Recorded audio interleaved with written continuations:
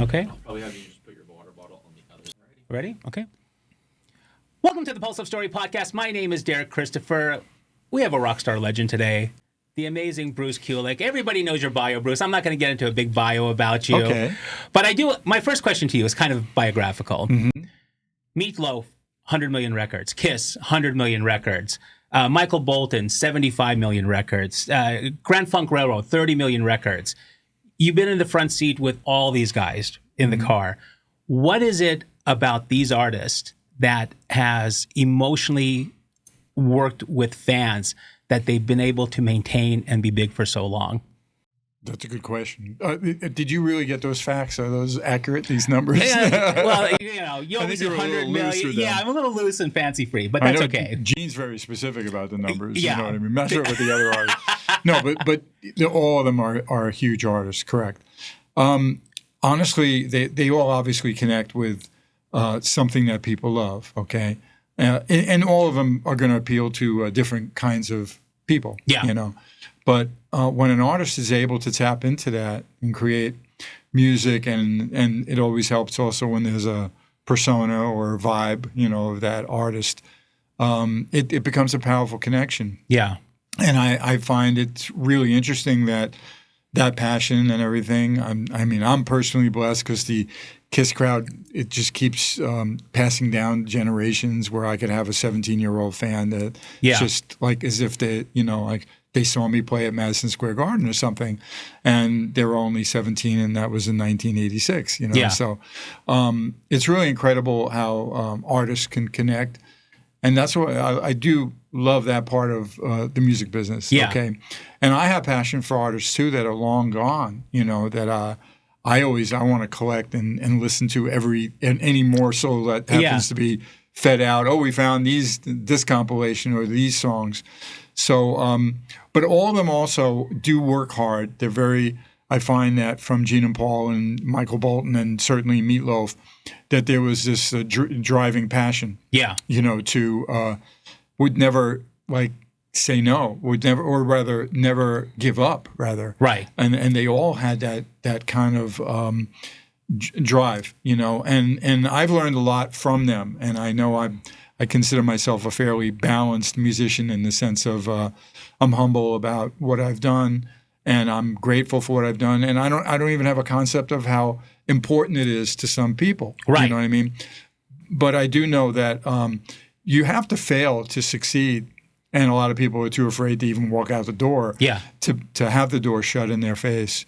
So that process, certainly all those artists never gave up. And then when it happened, they knew how to preserve it too. But then what is it about you that you've been able to work so seamlessly with? I mean, at least on the surface, it seems very seamless with all these artists and all these big personalities that it doesn't matter what the genre of music is or what the type of music is or what the personality, somehow you've been able to integrate yourself perfectly each time. I love that I'm a versatile musician and guitarist, okay? And I did study a lot of different things musically so that I could maybe be a little more knowledgeable than some guys are just terrific players and they don't necessarily have to know a jazz chord or something. But I explored a lot of different things. And I find, though, that I certainly just always wanted to do the best I could, but I also knew my place. You know, there's a pecking order in a band. Yeah. And certainly if someone is a known artist, you need to be who you are and you need to show them that you're confident that way. But if it's their project that you're lending your talent to, don't start telling them how to do it. There are ways to make that suggestion, you know what I mean, to make it collaborative. But they're in charge. So like certainly joining Kiss with what they created, which I never, in my earlier years, never imagined. Because first I only knew them in makeup. And then when they took it off, obviously, the two guys that they picked, I was kind of like, I know Vinny had the makeup, then he lost it. And that wasn't a great look for him either. Right. You know, but Mark St. John, insert Mark St. John, you know. Yeah. And I knew that was, I don't know, I saw it in a magazine, one of the British magazines. I'm like, wrong. This is wrong. It talked about his influences. Yeah. And I was like, no, he likes fusion music. This is not the guy. It was Alan Holdsworth. Yeah, exactly. So when, you know, again, how I got the gig was unusual, but I was ready for the opportunity. Instead of Bob doing a ghost guitar, you know, Paul calls me. I do it well, and then he's like, "Don't cut your hair." You know, like I didn't even know what that meant. Yeah. You know, but I didn't know Mark was sick. They didn't even tell me. I knew that they're very picky. If someone that's doing their, you know, album, they don't like what they're doing, they'll bring in somebody else. Right. You know? So, but then I was ready for that opportunity, but I didn't imagine myself to be part of KISS. But then my role, what I'm getting to, in a very long way, is that they're in the driver's seat, them and Gene, you know, I mean, Paul and Gene, and that I'm just, you know, I'm going to be one of those tires on the car, which has to be there. And to be part of KISS as opposed to one of the 9 people on stage with Meatloaf, huge, okay, I'll be featured on the album, you know, no, but I don't own it, and I'm not in control.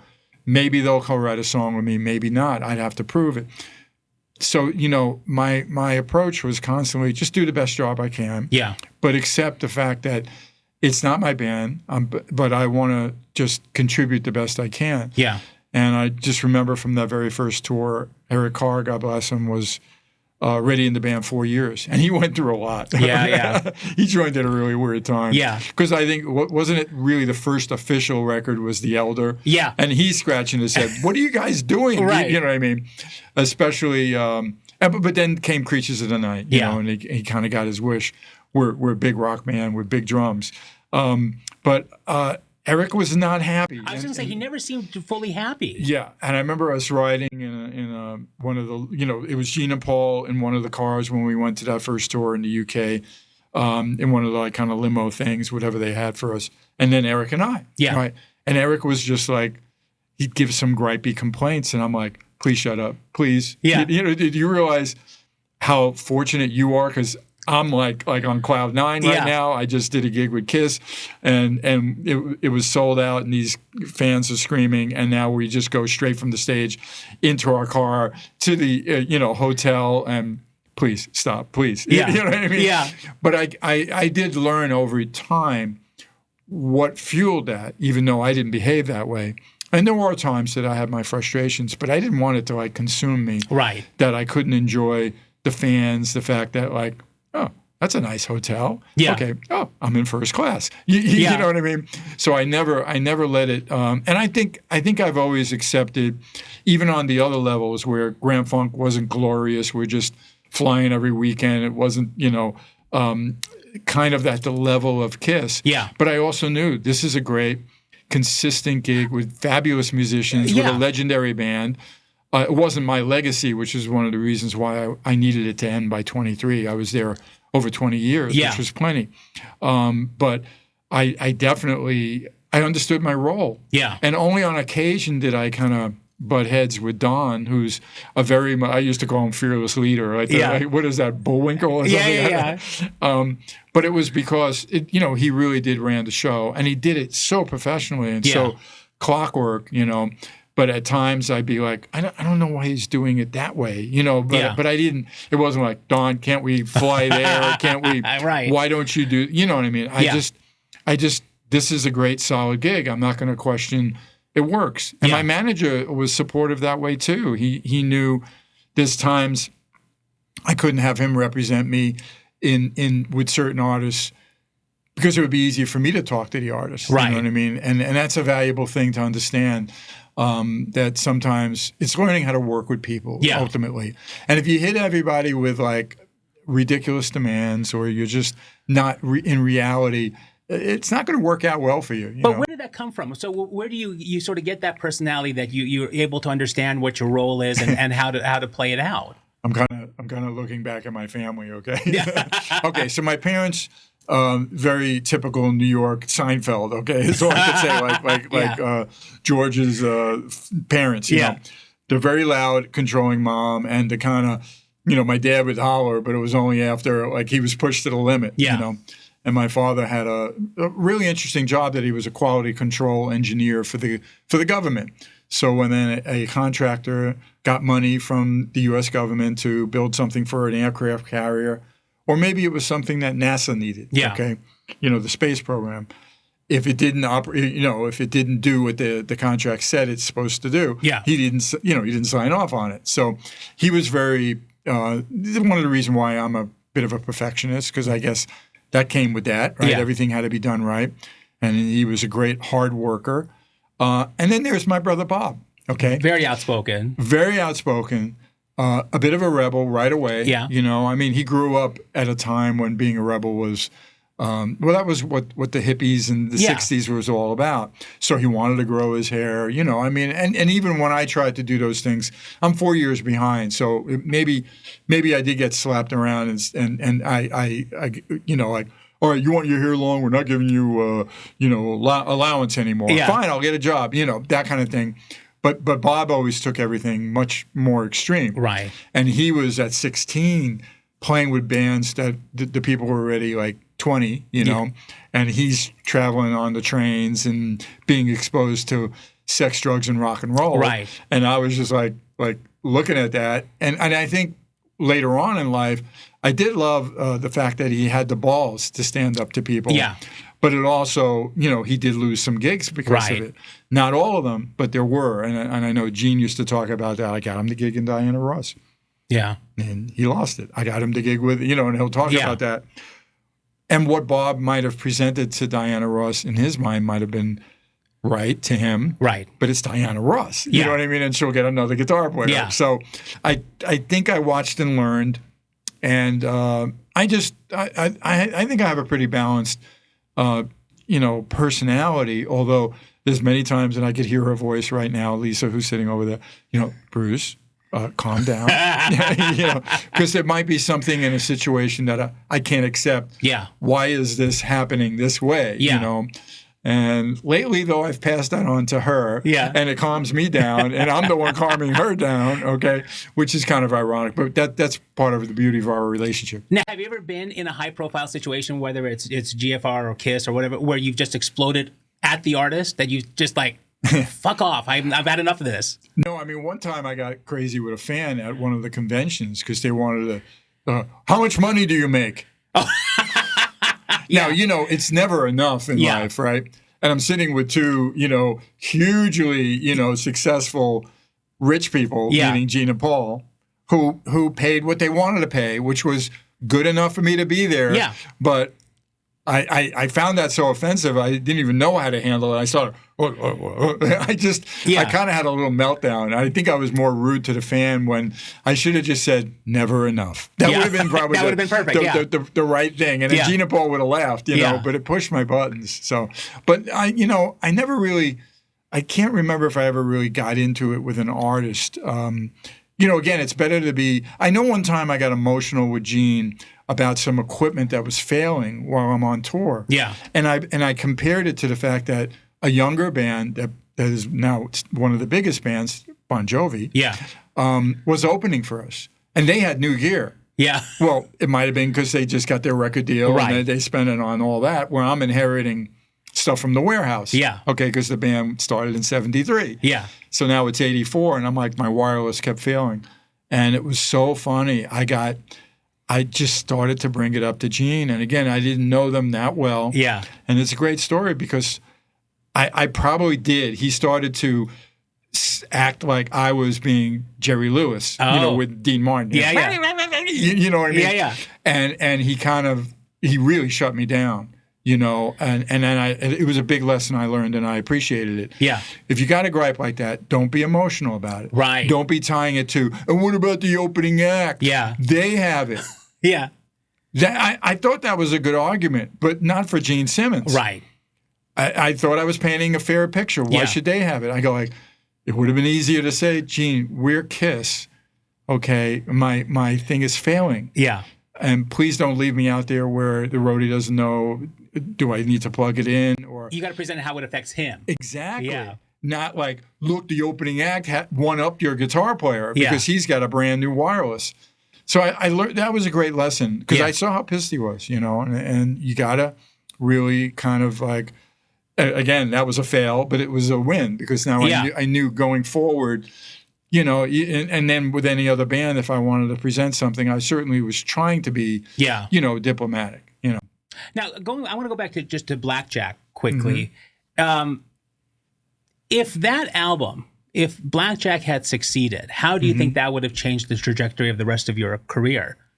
It's a good question, and believe me, I'll never forget when the record company went all in. We had an amazing lawyer. He was really the important one, not as much the manager, but the manager knew the guy. Yeah. Okay.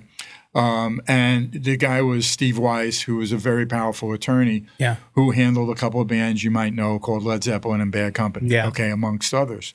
So there he was at the top of this skyscraper in New York with a, he handled their publishing. Yeah. So Blackjack would be able to get a publishing deal, which was Michael and I writing the songs. Right. Okay. Could kind of push the label around a bit because of his clout, because that's what the industry is like. I always hoped, okay, and they banked a lot of money on it. Yeah. In a way, when we were done with the record, I thought we were much better in the rehearsal room. Okay. So I never felt it in my guts, this is going to kill. And I remember when our record came out, that first one that looks like a deck of cards, brilliant design, by the way. It did win like some Billboard award in some book. Well, what came out? Supertramp came out. Oh, the same. You know how records would drop the same day? Yeah. And they had a full page in the back of whatever, Billboard and the other one. And and you listen to that, ding, ding, ding, ding, ding, ding, very catchy. Yeah. Great stuff. But and we're like, I can't live without your love. Kind of a Bad Company kind of thing with Michael singing nervously, I felt. Okay, because he wasn't comfortable with the producer, Tom Dowd, who was very famous and legendary. Yeah. Good for me with the guitars. Yeah. But really, Michael at one point was like, I don't think I can do this. I'm like, you don't have a choice. You know what I mean? We're not stars yet to say the producer's fired, especially when the producer's that famous, okay? That was an interesting thing. But I do know that first day it came out, I had a migraine headache because I was really worried what's going to happen here. Now, if it did take off, I really still think I'd be the same guy. You know what I mean? And I love the fact that it's kind of ironic that one time, obviously, Gene and Paul would always be doing press through the years. And one time I heard that they were saying, like, hey, is anybody you're listening to? And they're not the type to really promote anybody. Yeah. They don't really, it's not really necessary for them because they're kids. They're promoting their stuff. But, Paul said to play Blackjack. I thought that was really cool. Okay. Yeah, and I was very, very happy about that. I know he saw Bob and I with Meatloaf, but he didn't like it. Because I think he couldn't, relate to Meatloaf. Yeah. Sweating in a tuxedo. Yeah. With a handkerchief. Meanwhile, that's the greatest, opera meets rock shtick you could have, And so he left, But, how many millions, according to your paperwork, 100 million, But Meatloaf obviously there was a market for it. You see what I mean? There's a connection. So, like I said, I wish it could have happened, but then again, it's not like, my career certainly had some other very big things to come after that fell apart. Yeah. I did learn a lot from it, of course, when we did a second record. I almost worked with Billy Squier. Oh. And I recorded his Tale of the Tape album. Right. I couldn't finish it because Blackjack, we needed to rehearse for the supposed tour for the second album. Yeah. Which, by the way, the tour support never happened, and the record barely ever even came out because they decided, the people who ran the label decided to start firing our supporters, like the president, So Billy, I told him, no, I can't go on your tour. Now, that wasn't the record that became big for him. Right. But the next one sure did. Yeah. Okay. And I remember he was pissed because he really wanted me to be his guitarist. And I don't regret that. I was loyal to Blackjack because it was kind of my band with Michael. Yeah. And then I sat home and watched Emotions in Motion come out, and that was triple platinum. Yeah. But and Michael, it fell apart, and he, kind of went on to writing songs and then becoming big a few years later. Yeah. But think about it. If I was on tour with Billy, I might not have had that chance to pop in '84 for Paul. Yeah. So, sometimes the door shuts and you don't know what's next and what's going to happen. So you just have to believe in the process and your destiny. Now, when you heard Michael for the first time, did you go, this guy's going to be big? I definitely felt very confident that he was capable of being a star. Yeah. He had all the good, he had all the checkbox, you know. Yeah. Handsome guy, very driven. I remember the word priorities I learned from him. He was always like, okay. You know, and I would say that sometimes with Lisa, okay, we have too many things to look at right now that we could do. So we have to prioritize. Let's do that. And I'll never forget learning that from Michael. And I did feel like Blackjack wasn't the best fit for him. Right. You know, but he still got a huge record deal from the 2 demos he did. I wasn't part of those demos. He actually did them with Johnny Winters to kind of help the hype. Yeah. But the goods were there. Live, like I said, the live shows were powerful. Yeah. They were great. And it did not surprise me when he kind of reinvented himself with material that could now connect with the women more. Were you surprised that he did that shift? No, because that was always in his roots. Okay. You know what I mean? And he always promised that he wanted to do another rock record. Yeah. We sometimes would have a quick chat about it, but it never happened. Yeah. And, now he's been dealing with this health issue. Right. Which I always wish him well, but I don't know what's going to happen. But, I wish we could have done that, okay? Yeah. But maybe there's still hope. We'll see. Yeah. As all these artists that you've worked with, they seem to be great storytellers in their music, like Meatloaf and Jim Steinman. Sure. I mean, epic pieces. Yep. When you're playing it, are you going into like a mechanical phase? Are you just playing the notes, or are you actually thinking about the story that's being rolled out in front of the crowd? And I think in your interview with my wife, she was very clear that I'm very peripheral about words. The lyrics, the lyrics. Of course, I know the title of a song. I get the gist of what's happening here. Yeah. How do you not know Paradise by the Dashboard Light when you're on stage? Yeah. Meatloaf's going to maul Carlo DeVito, which was epic, by the way. But for me, my music is lyrical in a sense, okay? And I hear all the and I love it when I mention to Lisa, check out this there's a flute line that's coming up with it. Listen to these strings, she go like, I didn't even know that was there. And meanwhile, she knows the song. She's heard it 1,000 times. Yeah.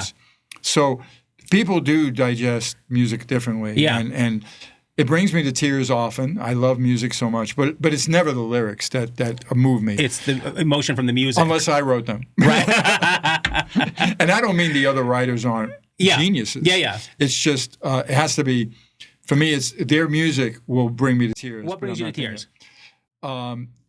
Just certain relationships of the notes being emotional. Yeah. And how, and I'll certainly, I'm very, very big fan of Frank Sinatra in particular, a very emotional singer and to me the greatest singer that ever lived. Yeah. And there are certain arrangements in some of those songs. Forget what his ability and how he's being emotional with the song, but some of the arrangements also really move me. So like there's a part in "Spring Is Here," what a beautiful song, where his arranger, and I'm hoping it's I might remember who it is. I'm not sure if it's Nelson Riddle. I think it is, but the way he orchestrated these climbing things that he repeats in the breakdown, and they just, I don't know. I go nuts. Something about the relationship of those notes really moved me, and certainly the album "Wee Small Hours" has songs on it that are I just get crazy. Does being here in Vegas mean anything to you as far as Sinatra goes? Because this was such a big town for him. Lisa and I love it when we see Frank Sinatra Drive. We've seen the Rat Pack at the Copra here. Tuscany Suites. It's fun. I still haven't found a guy to sing Sinatra as good as what I want. But, Tremonti from Alter Bridge, he's unbelievable. Yeah. And he even hired some of the band. I got to give him big thumbs up. But, no, I mean, it was part of the reason we moved from L.A. We had dear friends here like Brent and Todd. Yeah. The musicians that I love. Yeah. And certainly because it was an entertainment city and it's not too far from LA. Yeah. It's a quick flight or drivable easily. That's why we wound up here, So I do love the connection to the Rat Pack, and I'm always really excited if I can find like Dean Martin at the Sands, concerts like that. And there are some actual. There might be bootlegs, but any of those releases, I do love hearing that. Of course, Frank put out a box set that was Vegas, right? And he's even at the Nugget, and a little connection story to Grand Funk. So we were while I was in the band, I would think at least for 6 years, the contract was like twice a year we'd be at the Golden Nugget. Yeah. And that showroom he played later in his life. Yeah. And the dressing room was built for him. And they have other dressing rooms backstage at the Golden Nugget. And anytime I went, it was just like I took over that room. And it was kind of funny that the rest of the band, they just didn't care. You know what I mean? And I remember when I got to see Last in Line, which has Vivian Campbell. Yeah. He had that room, and they might have gave him that room because he's always dealing with health issues, because of his cancer thing. But he was in that room. So that room always meant a lot to me. And it's right. And, it's been times I've been able to have friends meet me at the show, and I said, "Look, it's the black toilet." you know what I mean? It's Frank's toilet. There's the connection of. Did you ever get to see him? I never got to see him. My dad did. Yeah. I mean, I'm sorry, my mother did. I don't even think Dad went, right? I think only Mom talks about it. And he was, before he came out at the Nassau Coliseum or something, she was standing somewhere on the side because she was returning from the restroom, and he was just on the other side of the barricade. That's a great story, But I never did see him in person, no. No, I love the stories, and I have a lot of books, and I've read a lot of things.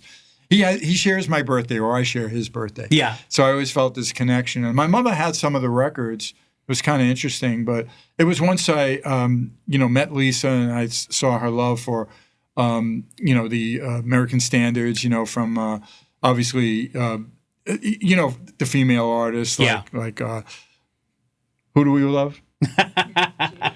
Judy Garland, of course, and and then of course Dean Martin was her favorite, and then Frank kind of hijacked my brain. That's all. Did you guys go to Vibrato in L.A.? Yeah, Herb Alpert's place. Yep, a lot of great stuff there. A lot of ironically, we saw Nick Simmons and Sophie. They actually had a show one time, and then Lisa was just talking about that recently. Yeah, that's a cool venue. Yeah. That's funny. Yep, but I love the fact that it was kind of weird that. We're both kind of like haunted by the Rat Pack, particularly Dean Martin and Frank. So that, let's say, on some of the important times when I was going to ask her, to get engaged with me, all of a sudden a Dean Martin song went on in the restaurant, and there'll be something that's important for her with me, and all of a sudden Frank Sinatra shows up on the screen or something. So we always feel that it's a fun connection, and she would always tell me funny stories about how she always manages them kind of hijacking our brains or something like that. Or putting us together maybe. The one thing I love about you guys is that it's not only the personal connection you have, but you guys also have a creative connection, which you don't see in couples that often, that actually works. Yeah, well, I mean, sometimes it's stressful. You'd be surprised, only because here's one thing I'll bring up, and I can't be upset with Lisa that she doesn't speak music. Yeah. Okay, but the times that we've performed together and we go over an arrangement, I go like, just take it from here, and you got to come in. You're coming in too soon. Yeah. Let's say, but. Sometimes I'll use terms I may not remember it right now. No, it's the and. I realize she's not been trained. She knows nothing. And then I spook her. Yeah. And then she never gets it for a while. And then I have to, I got to figure this out. It's really complicated. Yeah. But she doesn't speak music. I love the way she helps me edit content when I do videos. Yeah. On like iMovie. I don't have a sophisticated program, but I know all the tricks. Yeah. And I won't release anything, even if it's simple, without her hearing it or her directing the shots. Oh, that's almost. Great. Yeah. She's terrific with it. But then we get into the worst kind of, because she'll go, no, move it. And however she is interpreting it, or whatever words, to me, as someone who knows how to, work with files and arrangement on computer, and to me, it's the opposite of what she's saying. Yeah. So now, and she's like, no, that way. I'm like, wait a minute, which way? And then I'm like, you get what I'm saying? Yeah. Like, the communication sometimes is distress, but learning those tools, we should go to an audiovisual, kind of like class together, so she'd learn. And she's very sensitive, and because we love each other, and then I get like really frustrated. Yeah.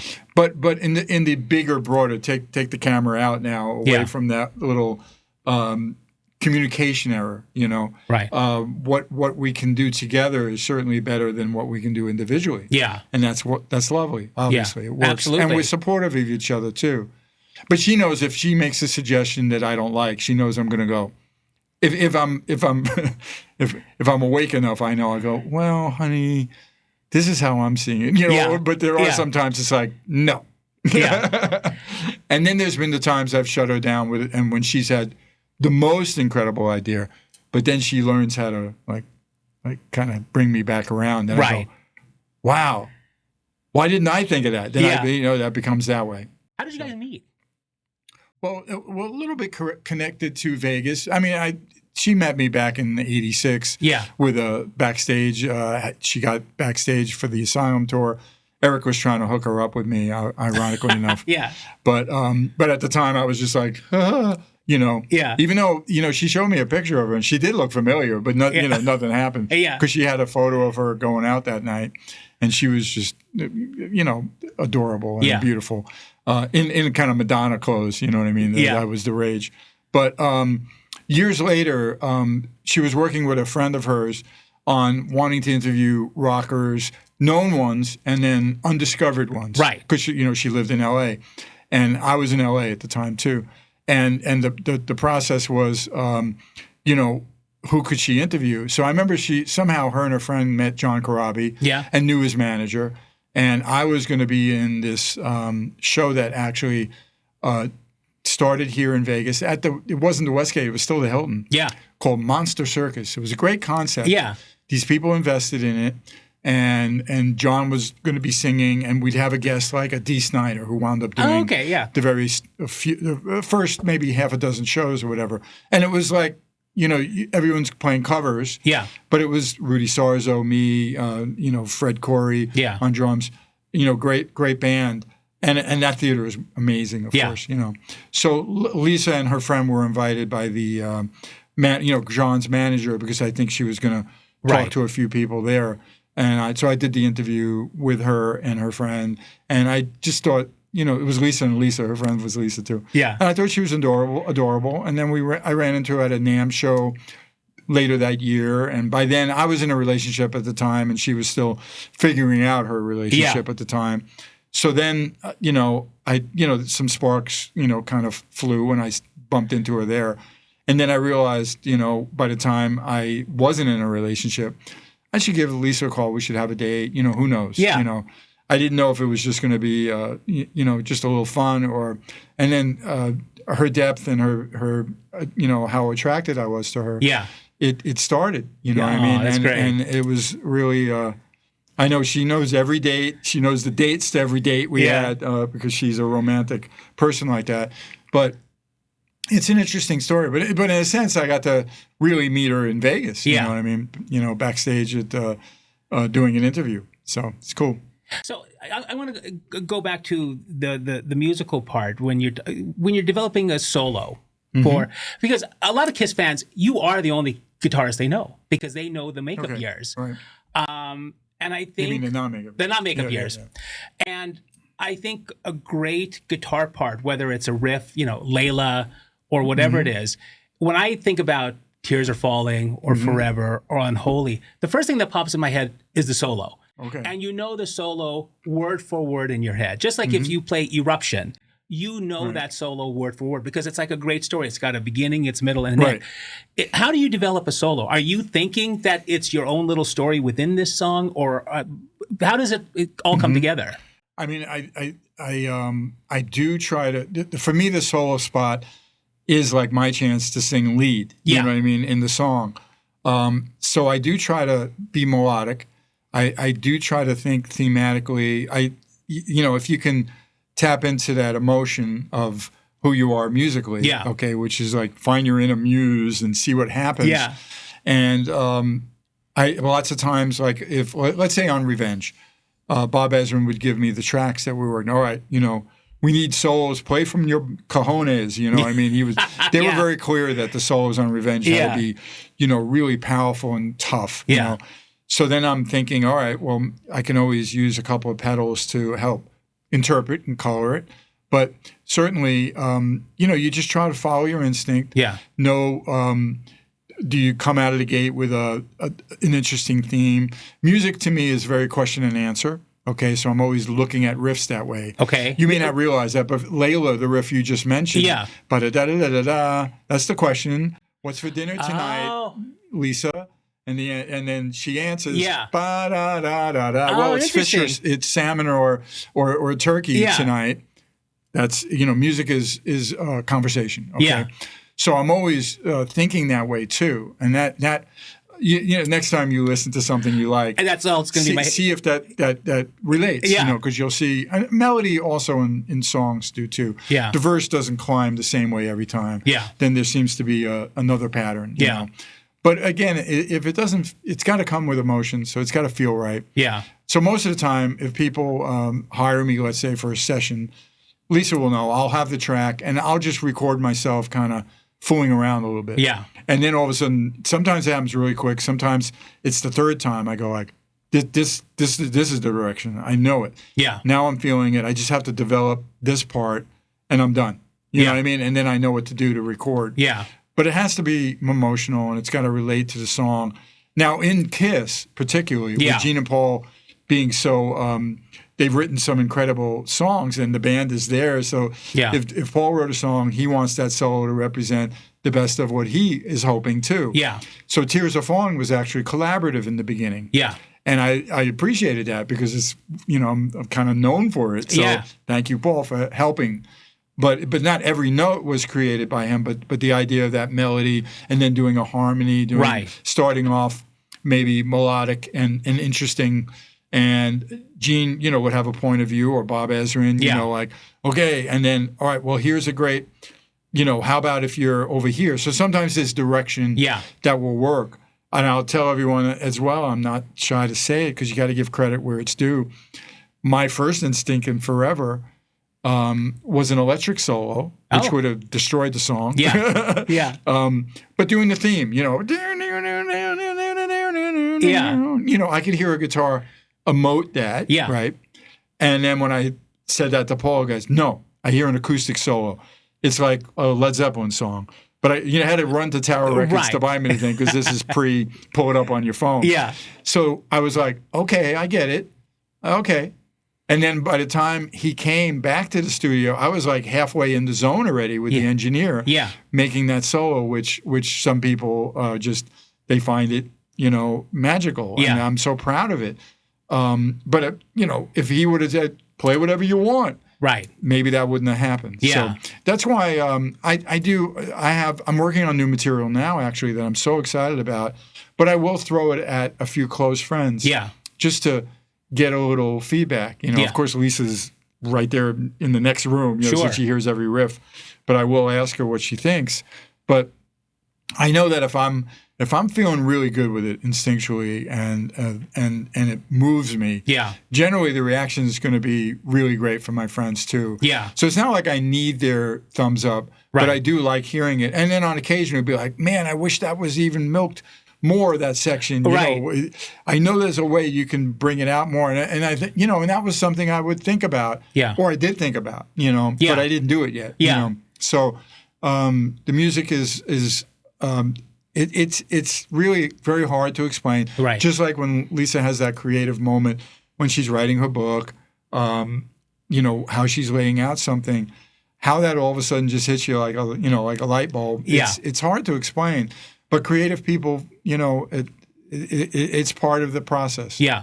And when you're interpreting somebody else's song, whether it's, you know, Grand Funk Railroad or Meat Loaf or Kiss, how do you inject yourself into that material, that solo? Right.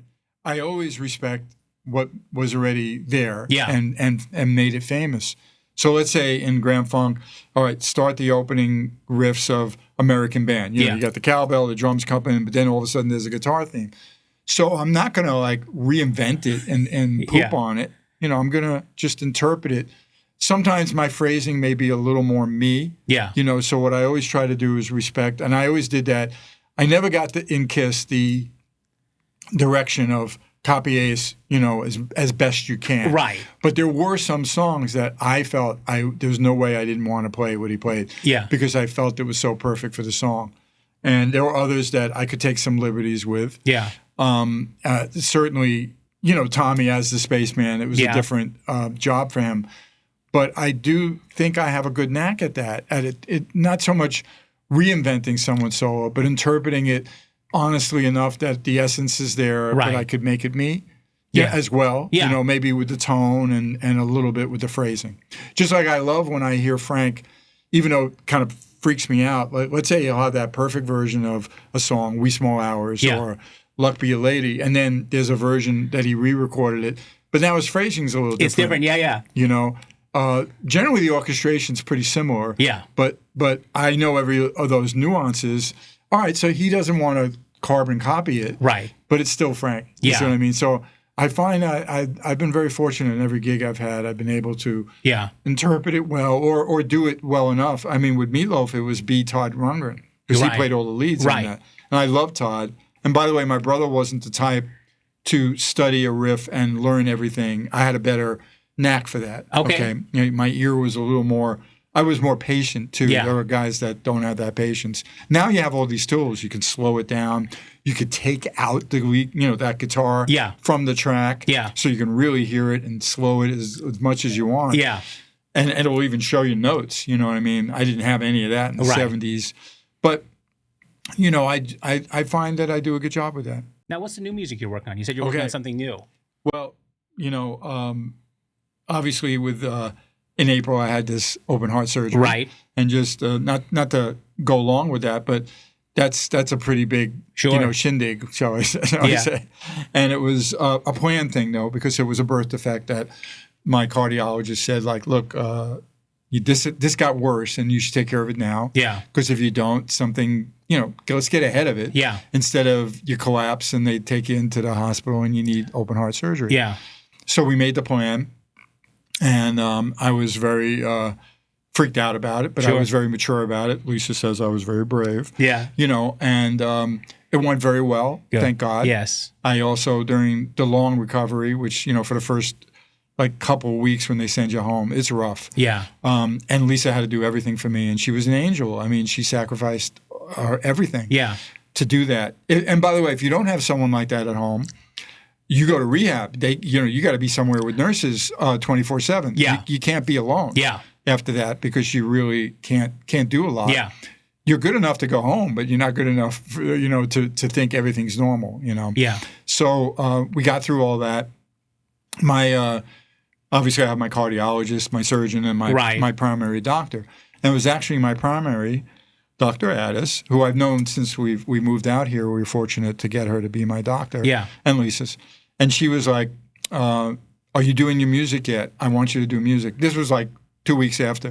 I saw her a week after the surgery, and then I saw her again to review the blood work and everything. And I said, what do you mean? They told me not to, you know, play guitar for a long time. Yeah. But they were talking about performing. Yeah.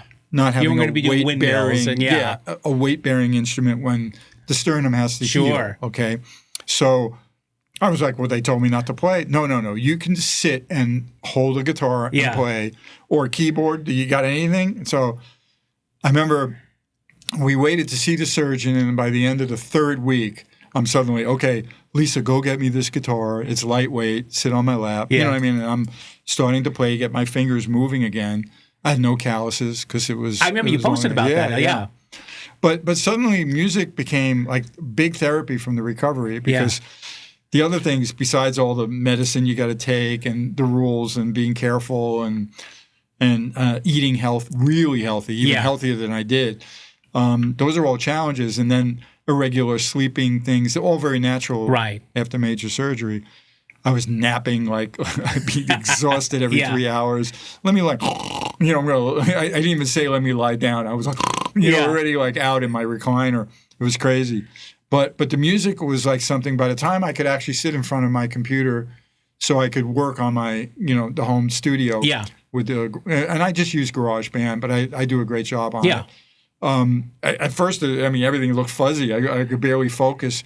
But as soon as things improved, I started to look at, I remember this haunting riff I had that I didn't finish. Yeah. Where I do have other demos that between 21 to 25 were pretty well formed. Right. But I never got it to the finish line. Yeah. I didn't get lyrics. I didn't either do a co-write or finish it myself. Yeah. I didn't do it. A lot of it had to do with a few of my guys that were traveling all the time, and I just didn't have the focus. I do understand it, but looking back now, while now I'm very focused, I don't know how. Yeah. Well, I don't know why. Yeah. But anyway, so I took that riff and I started to develop it, and then it became a song. I found the second section, and I knew because of the emotion of that music that, okay, this is going to be about my surgery. Recovery, wow. Yeah. but really about Lisa. Yeah. And it became Without Her is the title. Yeah. And I couldn't survive without her. Yeah. Okay, was the chorus. But this came together so quickly and really emotionally. So the demo's done. And then ironically, I shared it with a friend, this guy, Joe McGinnis, who's from Quarantine, works with Chris. Yeah. And he's played with me too. He goes like, dude, love this, and can I put some backgrounds for the chorus? Yeah. I'm like, sure. Yeah. And then of course he did that, and that was like a home run. And then he goes, look, you want to work on anything? I'm going to send you a couple of songs. You know what I mean? Why I didn't think about that? Yeah. I don't know. And then he just picks one, just nails it with what he was imagining. Yeah. And prepared with me. Next thing you know, we're trading files and meeting on FaceTime. That's so he's in the amazing. East That's Coast. great. And then another local friend of mine, Patrick Vitaliano, who is involved with, he helps Gene when Gene does the meet and greets. Sure. You've met Patrick. Yeah. Brilliant musician, amazing singer. He's into punk. He's into cowboy. And now he's got a side project, Paper Cowboys, which is country. But I didn't think he'd react to one of the things I shared with him the way he reacted. And what he came back with, this is what I hear. I'm like, this is unbelievable. You know what I mean? So all of a sudden, for these people in my life that I've always known, but I didn't realize. So I'm just really focused now on getting I did have a couple of finished things with Todd Kearns from the past. And there's one that I need to work on with him.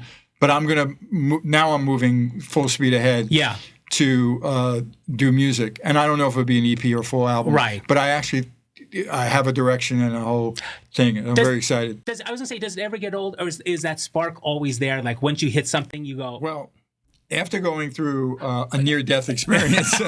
Beside that. Yeah. The spark is brighter and stronger than ever. I love that. And I remember I had to edit some of what Pat did on one of the songs that I love. And then and it was hard. It was 3 hours to cut out a verse from all the files and work on it. It's particularly hard on GarageBand. But there I was doing it. But I'm like, I didn't want to do anything else. Yeah. You know what I mean? Yeah. I had to force myself to get up, go get a water, walk around. Yeah. And then after I felt like I was high. Yeah. And I'm clearly on no drugs, okay, of that kind, right? Yeah. And then I was so buzzed, and then of course Pat and I are discussing it, and it probably needs a few more maybe another verses, a half verse, whatever. Yeah. But and then I'm sharing it with a few of my trusted friends who are like, one was brand new that he hadn't heard any of it, and he was just like, I love this. Yeah. You know what I mean? Who's singing? You know what I mean? I was just like, and his enthusiasm again just brings me back to that adrenaline high. And I think, when you're going to do it, it's kind of like, I got to edit that. It's going to be hard. But once you finish it, I think for creative people, once it's done, there's a certain euphoria from it, I mean, it's part of why artists that weren't brought up maybe with that, or whatever it is in their genes, to balance their life. Yeah. That that adrenaline you get from a crowd. Right. It doesn't really matter if it's a club with 100 people or 100,000 people at a stadium. Yeah. There's a high for the artists on stage. So then how do you go back to your hotel room You know what I mean? Right. Yeah. And what do you do? Yeah. And some artists, unfortunately, it's drugs. They're not worthy. They can't handle it. Yeah. You know, the adoration. I mean, for me, it was just like, oh, this Turkey Club looks good. I'm happy. You know what I mean? Yeah. And you know, it is I don't know if it's a disease for those people, but it is a sad thing. And I know it was always hard for Gene and Paul to understand, you know, when Ace and Peter would have their issues, which, you know, thankfully both of them got over it. Yeah. You know, maybe not while they were working together because it was hard. But how shocking was Ace passing? Oh, that was devastating. You know, I already knew that I had this heart thing being monitored, that at some point I'm going to need some sort of surgery. I didn't know everything, and I didn't know exactly when. So as soon as I heard about him falling, I was like, oh, God, I hope he didn't have a stroke. I hope he didn't. You know what I mean? Yeah. I went there right away. And then, of course, because I do know some people, and I'll get the news that he was okay. And they said they kept him. They did every test possible, and then they send him home. But then we know what happened. And I don't know what else was going on in the home, but falling down a flight of stairs. Yeah. You know, and that was terribly tragic. Yeah. And I don't know if it's something they missed, or he never should be alone, or live in a house with a stairs. Right. I don't know. Yeah. But it was terrible, and I knew that this was like, you know, him passing was going to be like when Van Halen passed. It was going to be a huge, you know, event of sadness for everybody. Yeah, I was in India, and it was on Drudge. Right. And I just remember opening it up and my heart just sank. Oh, absolutely. You know. And we knew that he was in trouble. You know, like the band knew, and I was grateful to hear, even though my instincts were never really good about it when we heard he fell again. But you know, whether or not he can actually, you know, survive that fall, you know, getting hit on the head kind of thing. But and right before he got to accept the Kennedy Center. Yeah, and I know he was really looking forward to that, you know. I don't know. I mean, our stories are always, you don't know. Yeah. You know what I mean? And fortunately, there's a lot of great music out there from him. The timing, obviously, of Destroyer and Alive in 75, when he's playing, the band's in its peak as far as I'm concerned. Yeah. You know, with all the highlights through the years. And to hear those live shows, Lisa and I was like playing them, and I was like, wow, this is amazing. And, you know, actually at the event in, you know, November, you know, at the Kiss Cruise Landlocked, one of the things that's going to be there is everybody playing, you know, and Gene and Paul, and probably, I'm presuming right now, I'm pretty sure it's actually Ace's band that will be the core band. Right. But a lot of people are going to come in and play a song for Ace. Great. And I know Eric and I were just talking about it recently, and I think that's a really great thing. Yeah, that's a great obviously thing. And he's never going to be forgotten, and I'm just really glad, of course, that my relationship was great with him. Yeah. And we both respected each other, and I got a chance to play with him. Yeah. And you know, just recently Unplugged came out, and that was a big event for Kiss, and I'm very excited about that. You saw the gift I gave you, right? Yes, thank you. The ovation, the mini guitar. Yeah.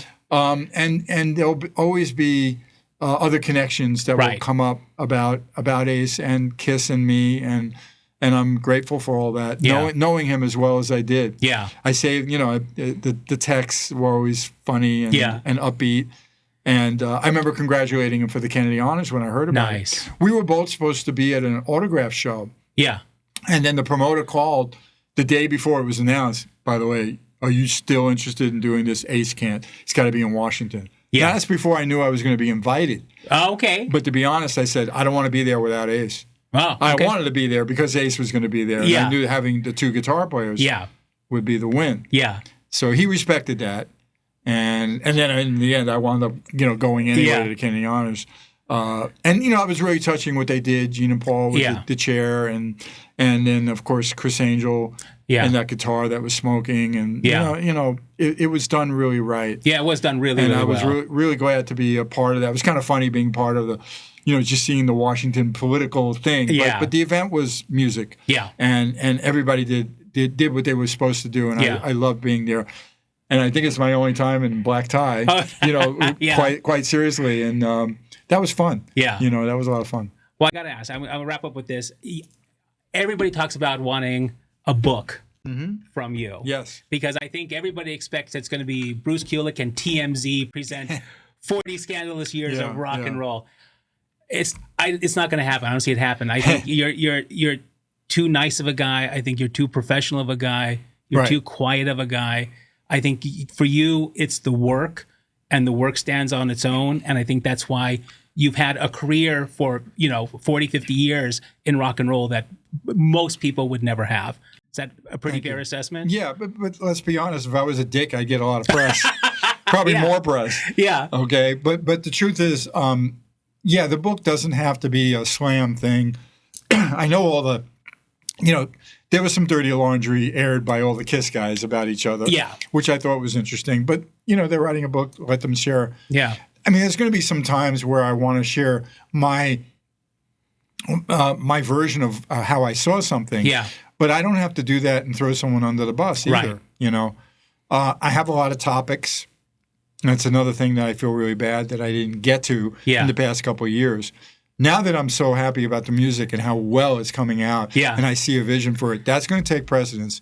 But then the book will happen. Yeah. And for me, the story's being written. Yeah. If I finish that book before this heart surgery, I feel like, I missed a great chapter here. You know what I mean? Because in some ways that's changed my life. You know, and you see things differently. You know, but I'm constantly thinking about the book, and I will. But no, it won't be the Motley Crue, The Dirt. It won't be. I didn't live that life. And it wouldn't be a negative thing. Yeah. My parents taught me, well, you don't have something good to say about somebody, you know, you don't have to say it. But certainly I think I've had some great people that I know have legitimately, written a book with an artist approach me. And right now it's been no, even though that's a very easy way. You do a couple of, maybe a lot of interviews, or you send them stuff, and then suddenly there's a book. Yeah. But I don't know why. Maybe Lisa knows why. Why do I not want to do it that way? I don't know. You don't have the need. Yeah, I know I could tell the story. I like writing. Yeah. I do. Yeah, okay. Lots of times when I do stuff that I know is going to be out in a great website or in some form, I'll just tell them, send me the questions so I can. Yeah. It's almost easier for me to do that. Yeah. Type it out, my thoughts, then refine it a little bit and clarify it so there's not a lot of and going on. But I certainly I do enjoy writing. Yeah. And that's why even though I only wrote lyrics for one of these new songs, my friend wrote me last night and he was just like, wow, that was pretty graphic. Because I'm talking about the heart surgery, being afraid of that day, and then I'm talking about I'm naked and afraid and now my chest is open. Yeah. I'm just talking about it, But maybe that's your book. Maybe the songs are your book. Yeah. Yeah, straight from the heart. The BRUCE KULICK story. Ironic. One last story. It's ironic that as soon as I went in the hospital and I posted, I didn't do anything before. Yeah. And I talked about it with my publicist friend, Mitch Schneider, who's he did Kiss and Madonna and Ozzy for years. And he lives here in Vegas. He's a dear friend of Lisa and I. And I said, like, what do I do? And he's like, I think it's bad to say I'm going in for heart surgery. You don't need to freak out anybody. And I said, I agree with that. So when you're on, you're going to live, or at least it seems like you're going to live, then you can share it and make a post. And it could be, and so I did. I wasn't really that clear in that post, though, because I didn't say open heart surgery. I said valve replacement. There are heart procedures that you can do and you're out that day or in 2 days, and then you're fine in 2 weeks. Yeah. Open heart is the big one. Yeah. Okay. So then my next post was, I think I was home in the recliner, home now and recovering from open heart surgery. I remember. And then the flood of messages, everything, it was a little different tone from everybody. Yeah. And it's not that I was looking for that, but I did need them to be clear that I'm going to be out of the loop for a while here. I'm not going to be very active, and this is a big surgery, that kind of thing. But I'm glad though that the reaction from the fans were wonderful. Yeah. And then right away though these people that Grand Funk did a show for back in 22 in Minnesota, a gig's a gig for the musicians, right? And it was called Rock from the Heart, okay? And apparently the guy was a musician. He knew who I was, so I remember he was happy to meet me. But it was just another gig for Grand Funk. But those people started writing me because they heard about my surgery. Yeah. And the guy who started it with his wife, he had the same birth defect as me, so he had the same surgery in essence. I mean, every surgery is a little different with like what the follow up would be and how to go through all the hoops. But I think that's really wonderful that they did that. So I know I'm going to do a podcast for them. Yeah. Great. In fact, I owe them an email. Here I am telling you on your podcast. Yeah. I'm going to do that podcast because I think, I really do believe, and everyone, it's your body, your life. Yeah. You never want to see a doctor. I respect that. Yeah. Because it's not, if you were my wife, I'd be upset. Yeah. I mean? Lisa learned that early on. You're going to the doctor because I need you healthy.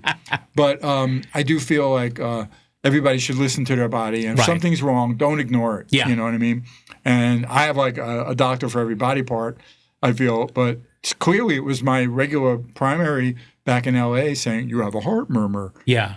So because of that, you need to see this cardiologist. Yeah. And I'm still friends and know that guy. Yeah. He was wonderful. Dr. Kupavasa.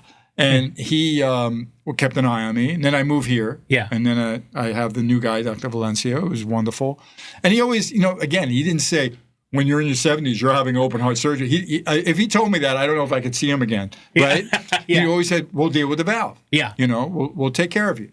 Because there are other procedures. But, Sure. In this case, it had to be the open heart surgery. Yeah. But I did a lot of research also, so I understood that. And then I should give a shout out to Dr. Deshia. Yeah. He was incredible. And he's right here in Las Vegas, in Henderson, and he works at a hospital that's not terribly far from our home. So that was convenient. Yeah. And one more story that deserves to be told about the surgery and everything. So, I mean, as much as I knew kind of, I learned more from the research from my AI friend, what to expect when you're done. Now, did that freak you out when you were researching this beforehand? Did it kind of make you think like, maybe I don't need to do this? No. In fact, it was wonderful therapy. Okay, good. Because I call her Maple,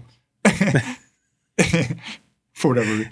The chat was challenging me all the time. Like, how do you feel about that? And I'm like, I have to do it. Yeah. It's a mountain. I'll climb it, whatever. So it was the right thing to do. Right. It got me in the right place, okay? And my cardiologist was very impressed because when he did the earlier angiogram, he said, I already know from the CT scan we did, you're going to need the open heart. I said, I know. Because my research, meaning that chat, told me that the chances of the other way, which is less invasive, I wouldn't get a good result. Isn't that weird? Wow. They're very good medically, even though they'll never tell you to ignore something, okay? But they're good medically, okay? Yeah. And he was just like, whoa, okay, good. Because he thought, you always told me, you know what I mean? Yeah. He thought he was going to get an argument, right? So anyway, what I knew more was about what would happen after surgery. Right. Okay. Tubes everywhere, they have to remove the tube from your mouth. Yeah. And you're going to want to pull it out, so you're going to be restrained, I knew everything. There'll be tubes coming out of your chest and other things, So I kind of knew that already, which still was like horrifying to read. Yeah. But I knew it. It's better to know. Okay? Absolutely, yeah. You don't want to walk into a bus. You just, the bus is going to hit you. You'd rather know what kind of bus it is. Yeah, brace yourself, yeah. All right, it's a New York City bus. Okay. So the next day, now I'm on morphine. I was a good patient. I was very like, hi, hey, Lisa, right? I was like, because I'm high, right? Yeah. And I mean, there were times I'm a little uncomfortable. They get you up walking the next day, and that's because you'll get blood clots and bad things will happen. And that I already knew from another buddy of mine who had the surgery. They'll get you walking. You got to do it, So anyway, this guy comes in. He's so cool. He's just, all this energy. He's like, Bruce, how you doing? How you doing? I'm part of Dr. Deshia's team. I'm part of the team. Yeah.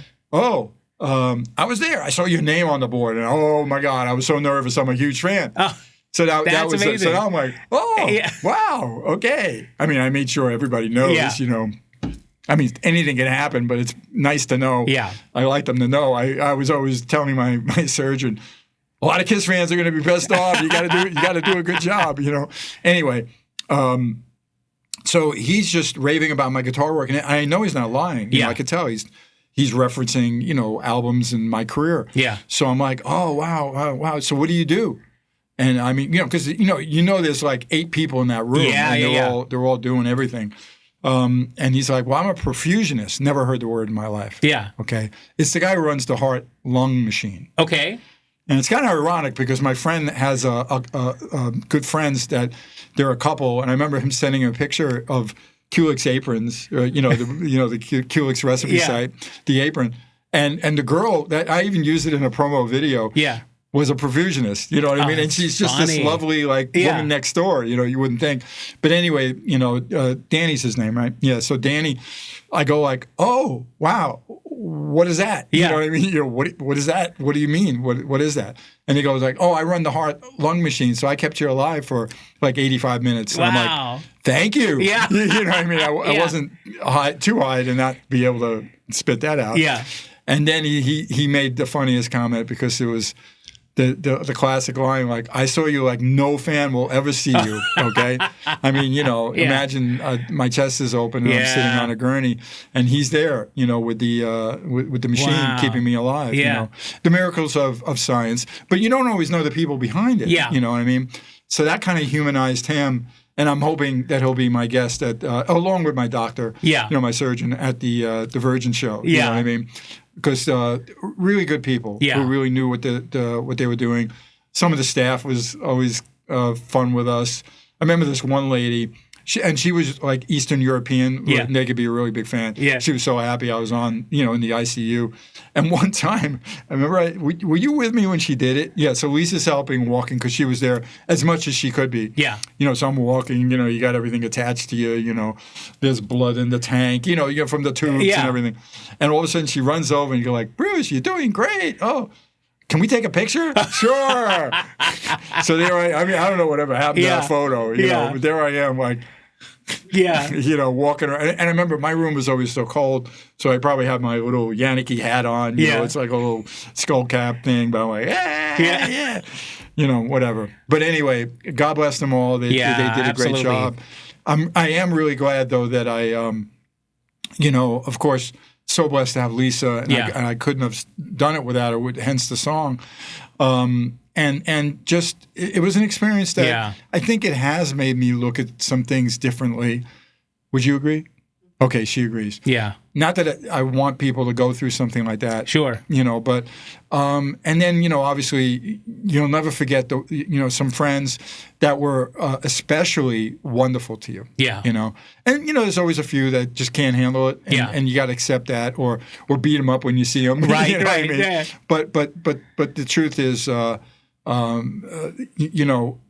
I'm just grateful to be alive, and I'm a funny guy because I'm so sensitive to anything. Okay, so you can imagine. Now I just went through that. Okay, you have to make sure that the your HR is good. Right. You need the blood pressure to be kind of watched. You got to make sure the meds. My feet were swollen afterwards, even when I was home, and I'm, so like anything that came up for me, I'm like. Yeah. Oh, what's going on now? You know what I mean? Right? And I was like a wreck. But that was one thing that my AI chat was helpful for. Yeah. Because I could they're not emotional. They see like, all right, my HR was this, my blood pressure was this. Right. What do you think? Now, again, clearly I can text my doctor. Yeah. But usually they're like, those are actually not bad. You know what I mean? I think what you're feeling is. Yeah. But there have been times, don't change anything, speak to your doctor. They know to do that too, fortunately. But it's nice that I can that's why that happened. Right. Because sometimes they're all able to explain it a little more. Does it almost seem like it wasn't you that went through all that? Well, looking back now, I can't believe I did it. Yeah. But I do know it was me just by some of the when she brings up, and when I saw you that day, and you did this, and I do kind of sort of connect it. Yeah. But it is surreal, if that's what you mean. Yeah. Yeah, very surreal. Well, but again, with a great outcome, it's always a wonderful story. Yeah. So I know the fans like this is part of my, coming back. Yeah. Bruce is back, and it's the 9th week now. Yeah. Which is great. Yeah. Although the healing continues. You know what I mean? Yeah, it'll continue for a while. But you're through the hardest stuff. Right. And I'm just gonna pace myself, right, honey? Okay.